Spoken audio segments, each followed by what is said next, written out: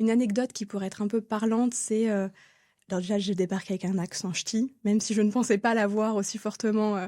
j'en ai enfin, je pense que ça s'entend pas là tout de suite, mais il y a certaines formulations qui font qu'on peut pas renier sa terre natale et j'avais beaucoup d'erreurs de langage, de fautes de français, parce que je venais d'un bagage, qui était le mien, mais qui était pas forcément une langue très aboutie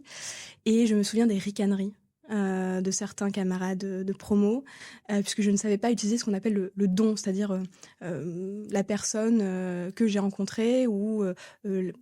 la Dont je parle. voilà, dont je parle et le don, je ne l'utilisais jamais, j'utilisais tout le temps le «que», donc ça va faire, mal aux oreilles aux personnes qui nous écoutent, mais je ne savais pas utiliser autre chose que le «que» et je ne pensais pas que c'était une erreur de français. J'étais vraiment persuadée que je parlais normalement et le fait que, justement, quand je prenais la parole, que je faisais ces erreurs de français,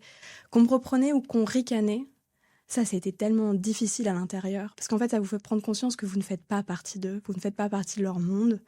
et que même si vous avez réussi un concours, même si vous êtes là, même si vous essayez d'être, toujours une intello,